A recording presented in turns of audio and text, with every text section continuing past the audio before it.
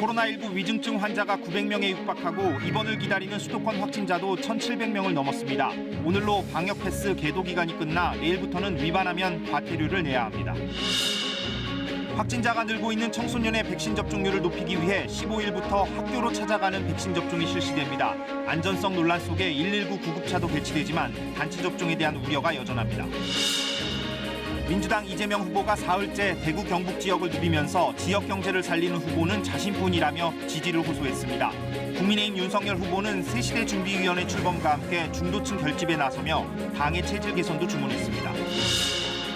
대체 불가능 토큰 NFT라는 디지털 기술에 대한 관심이 커지고 있습니다. 하지만 소유권 분쟁의 소지가 많은 데다 투기적 성격도 짙어 제도 정비가 시급하다는 지적이 나오고 있습니다.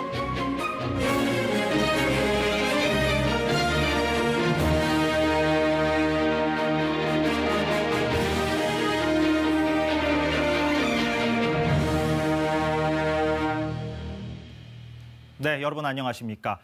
오늘 종합된 코로나 현황을 먼저 하나하나 요약해서 정리를 해보겠습니다. 코로나 확진자들 가운데 상태가 심각한 위중증 환자, 이제 거의 900명에 이르고 있습니다. 지금까지 기록 가운데 가장 많은 수치입니다. 11월 1일부터 단계적 일상 회복으로 들어섰고 한 달쯤 뒤 위중증 환자가 처음 700명을 넘었습니다. 지금은 닷새째 800명대를 보이고 있습니다. 수도권의 중환자 병상이 얼마나 찼는가? 86%입니다. 서울과 인천은 90%를 넘었습니다. 병상이 나오길 기다리고 있는 사람들은 1,700명이 넘습니다. 신규 확진자 수는 6,000명대고 사망자는 43명 늘었습니다. 자, 이렇게 현황을 정리했고요. 오미크론 변이 바이러스에 감염된 사람들도 조금씩 늘고 있는 가운데 내일부터는 식당과 카페 같은 다중이용 시설을 이용할 때 방역 패스가 있어야 합니다. 위반하면 과태료가 부과됩니다. 오늘 첫 소식은 김채린 기자가 보도합니다. 서울 도심의 임시 선별 검사소. 휴일 오후에도 검사를 받으려는 사람들로 북적입니다. 단계적 일상 회복이 한 달 반 지나면서 우려했던 대로 확진자 수는 물론 검사 건수도 함께 급증했는데 지난 7일 66만여 건, 8일과 10일엔 68만 건을 넘어섰습니다. 국내 오미크론 변이 감염자는 어제 하루 15명 늘어 모두 90명이 됐습니다. 15명 가운데 7명은 지난달 말 이란에서 입국한 외국인 유학생에서 확산된 사례로 전북과 전남으로 감염이 퍼졌습니다. 콩고와 영국, 러시아에서 입국한 4명도 각각 오미크론 변이에 확진됐습니다. 전파력이나 백신에 대한 회피 효과, 미접종자 중심으로 고령층에서 치명률이 분명하게 근거 자료를 확보할 수 있을 때까지는 사회적 거리 두기로 지역사회 전파를 막아내야 된다고 생각합니다. 방역 당국이 일상 회복을 잠시 멈추고 거리 두기를 강화하는 방안을 검토하고 있는 가운데 방역 패스 적용 계도 기간은 오늘로 끝납니다. 당장 내일부터 식당과 카페, 학원, PC방 등을 이용할 때에는 접종 완료 증명서나 음성 확인서가 필요합니다. 위반 사실이 적발되면 업체와 이용자에게 모두 과태료가 부과됩니다. 다만 18살 이하 소아 청소년과 코로나19 완치자, 의학적 사유로 접종이 어려운 사람은 제약 없이 시설 출입이 가능합니다. 또 미접종자가 방역 패스 없이 혼자 식당이나 카페를 이용하는 것도 허용됩니다. 한편 2차 접종을 한 지 석 달이 지난 18살 이상 성인을 대상으로 한 3차 접종 사전 예약은 내일 시작됩니다. KBS 뉴스 김채린입니다. 네, 3일 뒤죠. 15일부터는 학교에서도 코로나 백신을 맞을 수 있게 됩니다. 정부가 청소년 백신 접종률을 높이기 위해서 학교를 방문해서 백신을 놓아주기로 했습니다. 이 내용은 정세배 기자가 전합니다. 12살에서 17살 청소년 대상자 가운데 1차 접종을 마친 비율은 절반 정도. 2차 접종을 마친 인원은 전체 대상자의 3분의 1 수준입니다. 이달 들어 전국 유치원과 초중고 학생 확진자 수는 하루 평균 약 700명으로 최다 수준을 기록하고 있는 가운데 정부가 오는 15일부터 청소년을 대상으로 단체 백신 접종을 실시합니다. 앞으로 2주 동안 학교별로 접종팀이 직접 방문하거나 보건소나 위탁의료기관에서 접종을 시행하기로 했습니다. 대상은 1명 이상 접종을 희망한 전국 8,300여 개 학교 8만여 명입니다. 접종 당일에는 학교에 구급차가 배치되거나 즉시 출동 체계가 구축됩니다. 접종 전에 아이들의 건강 상태를 의료진이 잘 파악을 해서 희망자라 하더라도 접종을 시행 가능한지 그 여부를 판단한 후에 접종이 이루어져야 되고, 다만 자율 접종 원칙을 내세우던 정부가 소아청소년에 대한 방역 패스 적용을 결정한 데다 학교 방문 접종까지 진행하면서 사실상 접종을 강제하는 것이 아니냐는 비판도 나옵니다. 전문가들도 청소년 대상 집단 접종에 대해서는 의견이 엇갈리지만 청소년의 백신 접종 자체로는 이득이 더 크다고 설명합니다. 중증 예방 효과도 있는 거고요. 또 안전하게 계속해서 학습을 유지할 수 있는 상황을 만드는 거기 때문에 정부는 학교로 찾아가는 접종이 시행되더라도 본인 동의가 필요한 만큼 강제 접종이 아니라는 점을 분명히 했습니다. KBS 뉴스 정세배입니다. 오미크론 변이 바이러스에 대한 외국의 연구 결과가 속속 나오고 있습니다. 이스라엘 연구진이 분석을 해봤는데 기존에 나온 백신의 경우 3차 접종까지 마쳐야만 오미크론에 효과적으로 대응할 수 있다는 결과가 나왔습니다. 우수경 특파원이 전하겠습니다. 이스라엘 연구진은 화이자 백신을 5, 6개월 전 2차례 접종한 사람과 한 달 전에 3차 접종을 한 사람들의 혈액을 비교했습니다. 그 결과 2차 접종자의 경우 오미크론 변이 중화 능력은 전혀 없는 것으로 나타났습니다. 하지만 3차 접종자에 대해서는 100배 증가했습니다.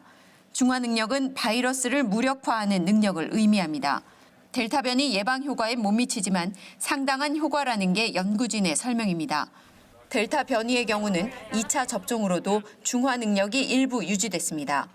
이번 연구는 생체 공학으로 만들어진 바이러스가 아닌 실제 오미크론 바이러스로 이루어졌습니다. 이 같은 결과는 최근 연구들과도 비슷합니다. 이에 앞서 화이자와 바이오엔테크도 자체 실험 결과 백신 3차 접종까지 받아야 오미크론의 효과를 볼 수 있다는 데이터를 발표한 바 있습니다. 남아프리카 공화국의 아프리카 보건연구소도 어제 추가로 구체적인 수치를 발표했습니다. 2차례의 화이자 백신 접종으로는 감염 예방 효과가 22.5%에 그친다는 겁니다. 미국 질병통제예방센터 CDC는 미국 내 오미크론 확진자 79%가 2차 접종까지 마친 상태였다고 밝혔습니다. Although we don't have all the answers on the Omicron variant, initial data suggests that COVID-19 boosters help to bolster protection against Omicron. 다만 기존 백신 접종이 감염을 막지는 못하더라도 증세가 중증으로 악화되는 것을 막는 데는 효과가 있다는 게 전문가들의 공통된 의견입니다. 두바이에서 KBS 뉴스 우수경입니다. 네, 다음은 여야 대선 후보 소식입니다. 민주당 이재명 후보는 사흘째 대구 경북 지역 곳곳을 돌며 자신이 경제를 살릴 유능한 후보라며 지지를 호소했습니다. 전두환 씨의 경제 성과는 인정해야 한다는 어제 이 후보 발언을 두고는 논란이 이어졌습니다. 김경진 기자입니다. 영주의 교회에서 아침 예배를 보는 것으로 대구 경북 사흘째 일정을 시작한 민주당 이재명 후보. 가는 곳마다 자신의 TK 뿌리를 강조했습니다. 제가 묻힐 곳, 제 어머니와 아버님이 묻혀 계신 곳 대구 경북입니다. 지역 경제를 되살릴 유능한 후보임을 내세웠고 정권 교체 여론이 강한 곳임을 의식한 듯 대선이 누군가를 심판하고 보복하기 위한 것은 아니라고 강조했습니다. 또 당이 아닌 사람을 선택해달라고 호소하기도 했습니다. 제대로 하는 정치인 골라서 잘하면 칭찬하고 못하면 혼내고 그렇게 해야 실제로는 여러분들을 위해서 정책을 만들거든요. 농촌에서 태양광이나 풍력 에너지를 도시에 판매할 수 있는 에너지 고속도로 정책을 소개했는데 박정희 전 대통령의 경부고속도로 건설에 비유했습니다. 박정희 시대의 고속도로가 전국의 산업화를 이끌었던 것처럼 에너지 고속도로가 여러분들을 부유하게 만드는 큰 자원이 될 것이고 오늘 마지막 일정도 박 전 대통령 유산의 상징인 경부고속도로 기념탑 방문이었습니다. 전두환 씨의 경제 성과를 인정한 어제 발언을 두고 논란이 이어지자 이 후보는 있는 사실 자체를 부인할 순 없다고 말했습니다. 정의당 심상정 후보는 이 후보를 향해 문재인 정부와 차별화하려다 국민의힘 후보가 될 것 같다고 비판했습니다. KBS 뉴스 김경진입니다. 국민의힘 윤석열 후보는 새시대 준비위원회를 출범시켰습니다. 중도와 합리적 진보층을 끌어안겠다는 목표로 대선 뒤 정계 개편까지 염두에 둔 조직으로 해석되는데요. 윤 후보는 자신이 당선되면 민주당도 많이 변할 것이고 여소야대 상황도 문제 없을 거라고 전망했습니다. 박민철 기자입니다. 국민의힘 윤석열 후보의 별동대 역할을 맡을 새시대 준비위원회가 공식 활동을 시작했습니다.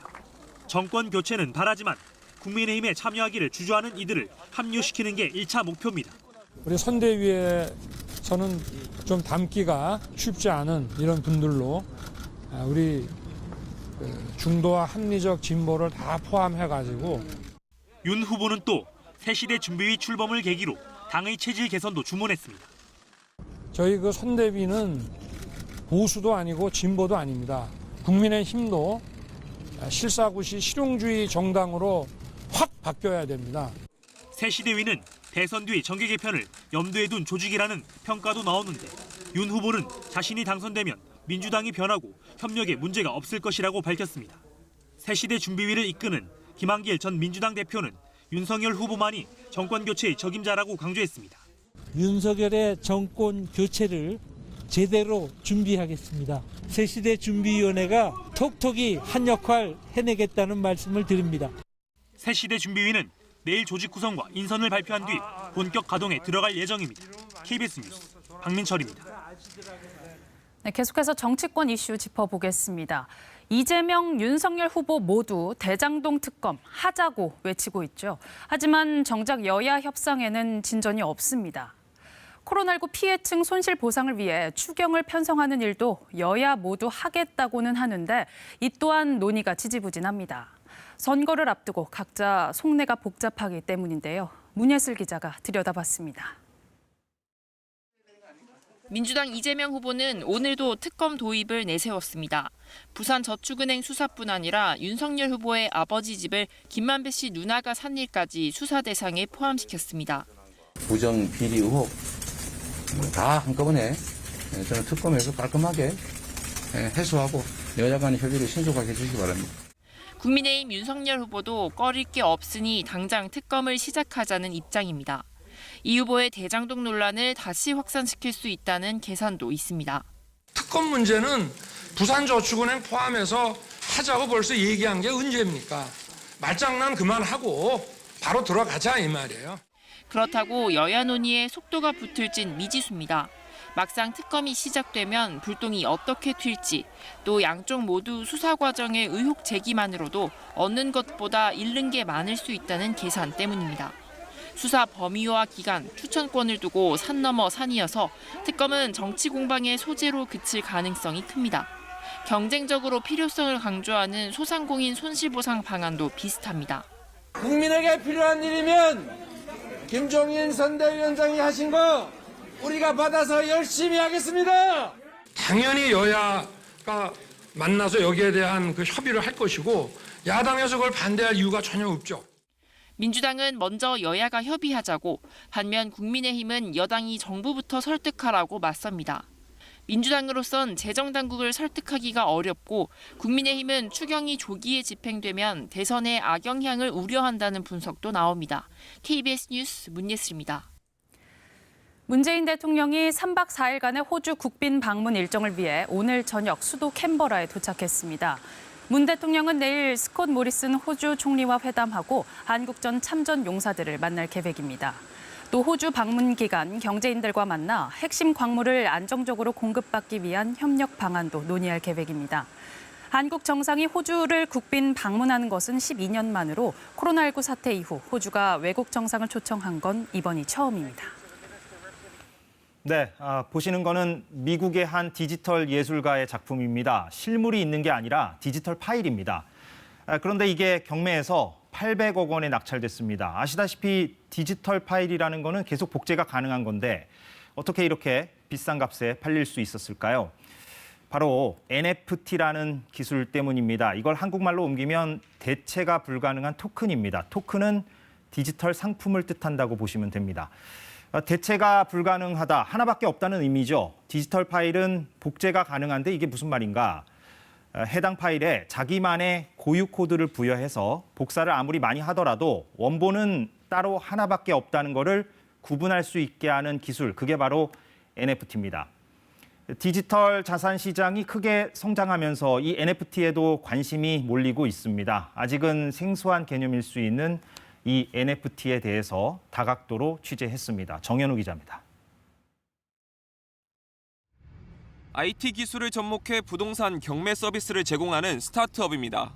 최근 새로운 사업 분야 진출을 결정했습니다. 바로 대체 불가능 토큰 NFT 컨설팅 사업입니다. 디지털로 나오는 그 어떤 무엇이라도 그 원본을 증명해 줄 수 있는 특징을 생각해 보면 그 사용 범위는 굉장히 넓다. 디지털상의 컨텐츠들을 NFT를 통해서 뭔가 자산화할 수 있다. 이 업체뿐만이 아닙니다. 게임 업계에서 시작된 NFT 열풍은 엔터테인먼트와 부동산 등 분야를 가리지 않고 번져나가고 있습니다.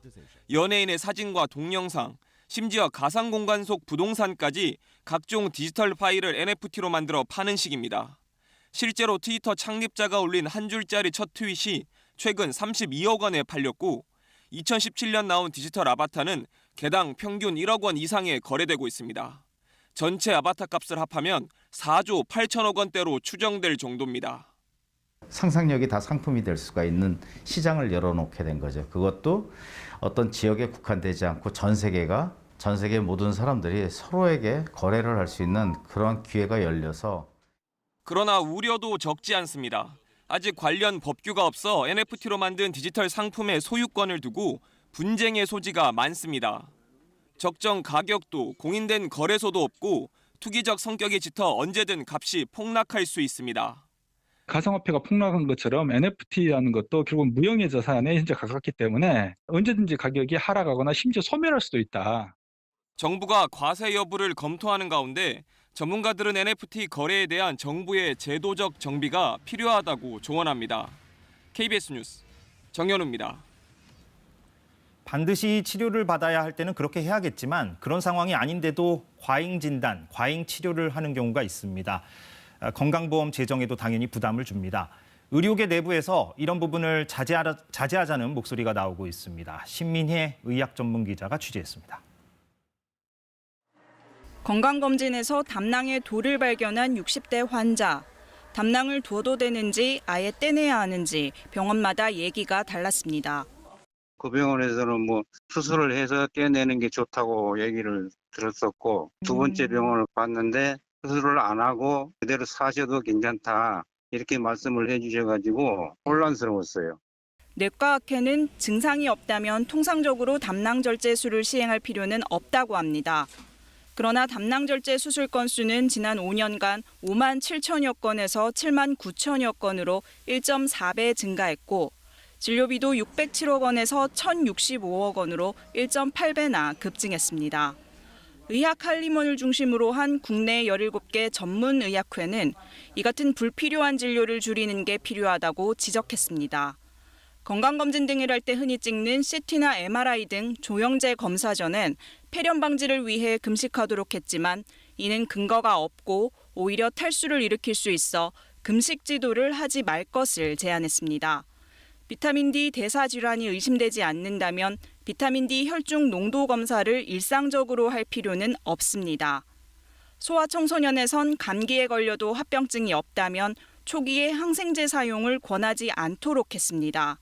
의료 자원 절약과 함께 불필요한 서비스 시행하는 것은 오히려 환자의 건강에도 해가 될 수 있기 때문에 상위에서 의료 서비스를 이용하는 것이 좋을지 않을까 그렇게 생각합니다. 과잉 검사나 진료를 줄이기 위해선 의사와 환자의 소통이 중요하다고 의사들은 강조합니다. 정말 필요한 검사나 치료인지, 어떤 위험이 있고 더 간단하고 안전한 방법이 있는지, 진료 비용은 얼마인지 함께 결정해 나가는 게 좋습니다. 국회 예산정책처는 고령화와 더불어 현재와 같은 진료가 계속된다면 2024년을 끝으로 건강보험 적립금이 고갈될 것으로 전망했습니다. KBS 뉴스 신민혜입니다.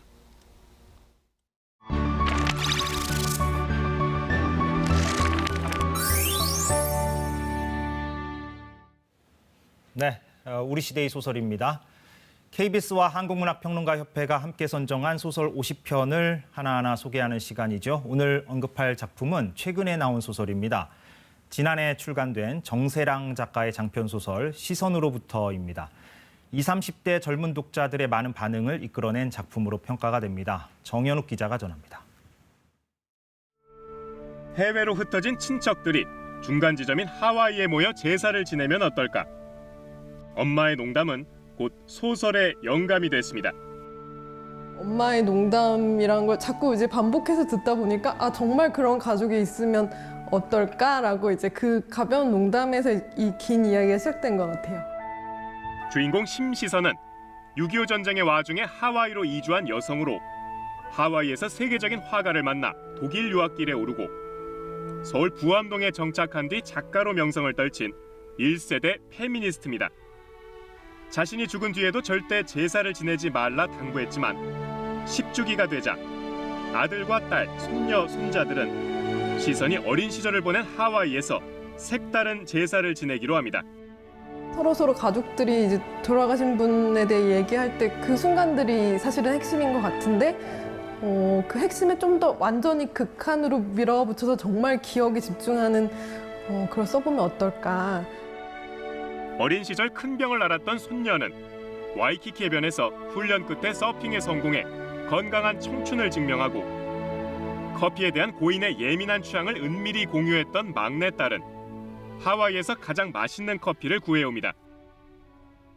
하와이에 모인 대가족이 각자의 방식으로 심시선을 기억하는 이 파격적인 제사는 소설의 서사가 주인공 시선으로부터 시작된 이야기이자 온갖 억압과 차별의 시선으로부터 자유로워지자는 메시지임을 상기시킵니다. 완벽하지 않아도 괜찮단 말을 하고 싶었던 것 같아요. 결함이 있고 실수를 했고 절망도 했고 그랬다 하더라도 괜찮아. 그 다음에 항상 있고 넘어졌으면 일어나면 되고. 시선에게 유독 가학적이었던, 그래서 권위적인 가부장을 연상케 하는 독일인 스승이 자신을 떠나는 시선에게 복수하기 위해 스스로 목숨을 끊는 대목. 소설의 맥락과는 전혀 다른 실제 사건들과 결부되며 한때 격렬한 논쟁의 중심이 되기도 했습니다. 인터넷 시대는 얼굴과 이름을 밝히고 활동한 사람에게 너무 무서운 시대예요. 그래서 절대로 의도했던 대로 말이 그대로 전달되지 않고. 그럼에도 이 작품은 타인을 향한 이해, 다름에 대한 포용을 경쾌한 문체로 녹여내는 데 성공했고 특히 20, 30대 독자들의 호응과 지지를 받았습니다.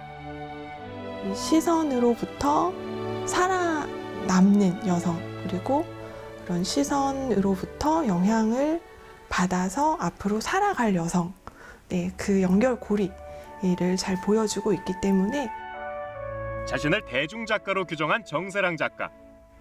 팬데믹 시대야말로 쉽고 재미있는 이야기가 가장 필요한 때라며 오락성의 미덕을 당당하게 강조합니다. 추리소설을 써보고 싶고 공부 중인데 너무 어려워서 다음에 어떤 작품으로 인사드릴지는 아직 정해지진 않았지만 여러 가지 새로운 시도들을 해보고 싶습니다. KBS 뉴스 정현욱입니다. 네. 내전으로 신음하는 아프리카 남수단에서 가난하고 병든 사람들을 위해 헌신했던 고 이태석 신부를 기억하시는 분들 많을 겁니다.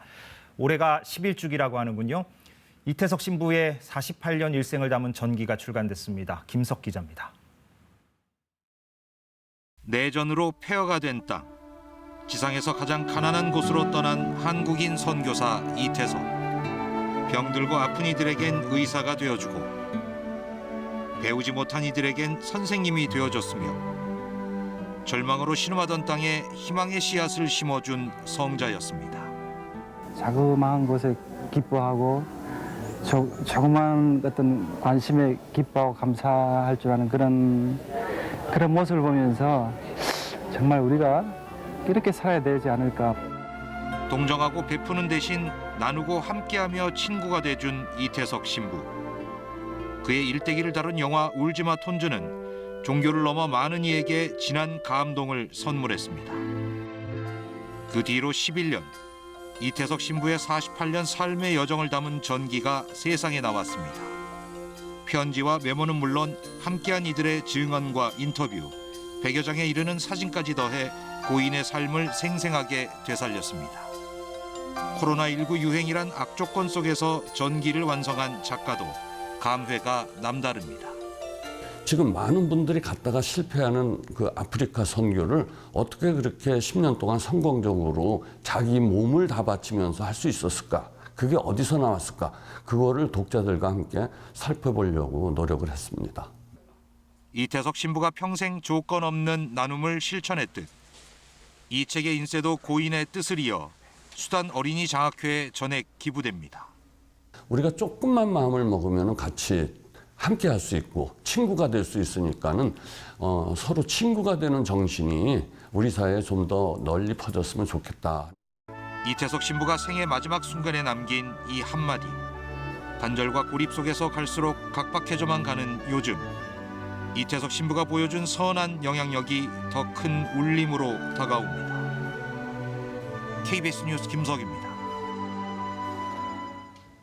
서울 동부지법은 신변보호를 받던 전 여자친구의 가족을 살해한 혐의로 구속영장이 청구된 20대 이모 씨에 대해 범죄 혐의가 소명됐고 도망할 염려가 있다며 영장을 발부했습니다.